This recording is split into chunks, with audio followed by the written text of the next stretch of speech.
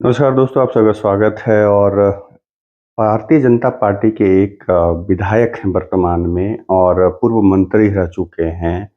और उनकी वजह से भारतीय जनता पार्टी को कुछ समय पहले भी नुकसान हो चुका है और फिर लगता है 2025 में बिहार में विधानसभा के चुनाव होने हैं और वो भारतीय जनता पार्टी को ज़्यादा से ज़्यादा नुकसान पहुंचाने की कोशिश शायद कर रहे हैं वो।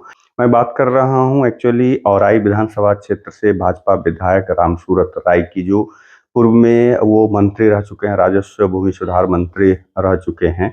और उनके जो कुछ समय पहले भी भूमियारों के ऊपर, भूमियार समाज के ऊपर जो एक कुछ समय पहले भी टिप्पणी करी गई थी, जिसके बाद वहाँ के एक मतलब विधानसभा में जो चुनाव हुआ था उसमें मुँह की खानी पड़ी थी और उनका जगह-जगह पे विरोध हुआ था। इस बार भी उन्होंने कुछ ऐसा बयान दे दिया जिसके बाद मुज़फ्फरपुर में सर्वदलीय समाज के, मतलब सर्वदलीय समाज के जो नेता हैं, मतलब कहने का मतलब है कि सभी दल से जो उस भूमियार समाज के नेता हैं, उन्होंने विरोध मार्च निकाला बैठक करने के बाद। उसके बाद उनके ऊपर जो है तीखी प्रतिक्रिया करी है सभी पार्टियों के नेताओं ने, जो उस भूमियार समाज से जो आते हैं। दरअसल ये मामला क्या है कि कुछ समय दिनों पहले जो है रामसूरत राय एक अपने क्षेत्र में एक सभा को संबोधित कर रहे थे और वो जो है वो बहुत बड़बोले नेता के रूप में ऐसे भी जाने जाते हैं। और जब भी बोलते हैं तो वो ज़हर ही बोलते हैं। पहले भी वो इसी तरह का वो भूमियार समाज के प्रति टिप्पणी कर चुके हैं। इस बार भी ने उन्होंने ऐसी ही टिप्पणी करी है, उसमें जबकि उनके पार्टी के नेता भी अभी वर्तमान में एक जो है उनके पार्टी के नेता भी हैं। मतलब उनका विरोध में, मतलब एक जो है कि यहाँ पे वो जीते हैं तो उसके लिए वो अपना जो है पीठ अपनी खुद थपथपा रहे थे, मतलब अपना अपने मुँह में मिट्ठू बनने वाली बात है। और वो करते हुए उन्होंने क्या कहा है कि भाई भूमिहार के बारे में, मतलब विरोध में बयान दिया है। भूमिहार जो नेता रहे हैं उनके विरोध में एक तरह से उन्होंने कहा है कि चुनाव कोई लड़ेगा, एक जीतेगा, एक हारेगा, ये अलग मैटर है। लेकिन उन्होंने कहा था कि यहाँ कितने लोग और आए और चले गए। उसमें उन्होंने नाम लिया कि भूमिहार नेता कितने लोग आए चले गए। उसमें स्वर्गीय रघुनाथ पांडे, महाचंद्र प्रसाद, जो महाचंद्र प्रसाद की मैंने बात करी, वो अभी उनके दल में हैं। पहले जदयू में थे लेकिन अभी महाचंद्र प्रसाद सिंह उनके दल में हैं। और वो शायद वो कहीं से अभी जो है स्नातक वाला विधान परिषद का चुनाव भी लड़ चुके हैं। और प्रेमचंद मिश्रा जो कांग्रेस के हैं, इन सहित सभी लोगों को मतलब जो है उन्होंने टारगेट करते हुए नाम लेकर करके कि इन लोगों को मैंने पछाड़ा है।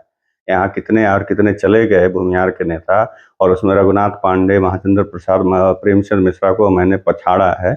इस तरह की बात उन्होंने कर कर करके वहां पे उस सभा में वाहवाही तो बटोर ली, थोड़ी ताली बटोर ली, लेकिन उससे आने वाले चुनाव में या समय में जो है पार्टी को कितना नुकसान होगा या उनके लिए क्या नुकसानदेह होगा, ये उन्होंने नहीं सोचा। जिसके बाद क्या है कि वहाँ पे विरोध में, रामसूरत राय के विरोध में बैठक की गई। उसमें एक भूमिहार नेता हैं सावन पांडे के नेतृत्व में सर्वदलीय प्रतिनिधिमंडल का एक, मतलब लोगों का बैठक होता है सर्वदलीय उस समाज से, भूमिहार समाज के लोगों का।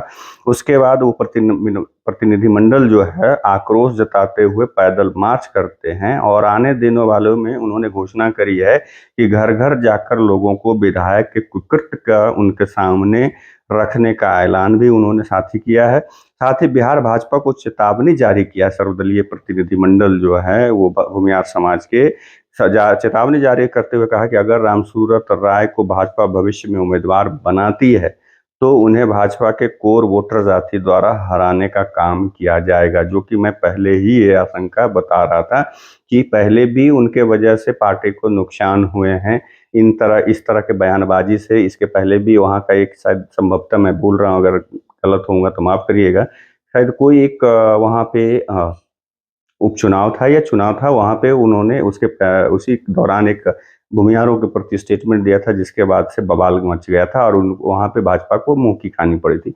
और फिर से उन्होंने इस तरह के बयान देकर कर करके आने वाले समय में, और ये जो सर्वदलीय मतलब भूमिहार समाज का जो प्रतिनिधिमंडल है, उन्होंने चेतावनी भी जारी कर दी है कि आने वाले दिनों में, पहले तो विरोध मार्च उन्होंने पैदल मार्च किया ही, उसके बाद है उन्होंने कहा है कि आने वाले समय में हम घर घर जाकर करके उनके कुकृत्यों को बताएंगे भी।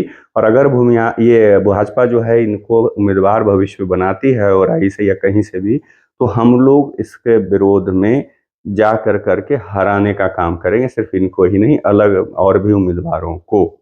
तो ये भाजपा के लिए सरदर्द बनते जा रहे हैं धीरे-धीरे और ये मुझे लगता है इसलिए मैंने बोला कि इस बार ये मान बैठे हैं। अगर अखबारों की सूत्रों की माने या लोगों की माने तो ये मान बैठे थे कि यादव जाति से मैं मंत्री बनूँगा। सब जातियों से लिया जा रहा था कि मैं मेरा भी कन्फर्म है मैं पहले मंत्री रह चुका हूँ। ये पूरी तैयारी कर चुके थे, इनके समर्थक तैयारी कर चुके थे, लेकिन ऐन मौके पे इनका नाम नहीं आता है और उसके बाद ये बयान जो है सामने आ जाता है। तो इसी वजह से मैंने कहा कि लगता है उस खुन्नस में ऐसा तो नहीं भाजपा को नुकसान पहुँचाने के ही मकसद से इन्होंने ये स्टेटमेंट दिया है। अब तो आने वाला समय बताएगा कि भाजपा को कितना नुकसान अगर भाजपा इन्हें टिकट देती है या क्या होता है, इन पर कोई कार्रवाई होती है या नहीं होती है या भाजपा में जो भूमियार समाज के जो बड़े नेता हैं, चाहे उप मुख्यमंत्री विजय कुमार सिन्हा हों या गिरिराज सिंह जैसे जो बड़बोले नेता हैं, वो उनकी प्रतिक्रिया क्या होती है इनके ऊपर ये मायने भी रखेगा। लेकिन आए दिन जैसे मुझे लगता है कि पहले भी वो चुप रहते थे इन सब चीज़ों पे, इस बार भी वो चुप रहेंगे और ऐसे भी जो अभी मंत्रिमंडल का विस्तार हुआ है, उसमें सीधा-सीधा सिर्फ सम्राट चौधरी का चला है। विजय कुमार सिन्हा का कहीं से इस मंत्रिमंडल के विस्तार में कुछ नहीं चल पाया है। ये साफ दिखता है। यहाँ तक कि जो खबर आई कि एक भागलपुर में जो पुल उड़ने की खबर आई थी और उसमें जिस कंपनी को काम मिला था उसकी फाइल मंगा रहे थे विजय कुमार सिन्हा। अब ये महज संजोग कहें या सोची समझी रणनीति कहें कि पथ निर्माण विभाग उनसे छीन करके नितिन नवीन को दे दिया जाता है। क्योंकि विजय कुमार सिन्हा लगातार विभाग से वो सब कंपनी की फाइल मांग रहे थे जो कंपनी वहाँ पे काम करी थी, लेकिन इतने दिनों में जबकि अच्छे दिनों से वो उप मुख्यमंत्री रहते हुए उस विभाग के भी मंत्री हैं। 1 साल से ऊपर हो मतलब लगभग 1 साल हो गया। उसके बावजूद वो फ़ाइल उनको नहीं दी जाती है और उनको फ़ाइल नहीं मिलने के बाद और अचानक से उनसे वो मंत्रालय छीन भी लिया जाता है। तो इससे भी समझा जाना चाहिए कि विजय कुमार सिन्हा की भाजपा में क्या हैसियत है। आप लोगों का क्या कहना है कमेंट करके ज़रूर बताइएगा। तब तक के लिए आप लोगों से विदा लेता हूँ, दूसरे वीडियो में मिलूँगा। नमस्कार।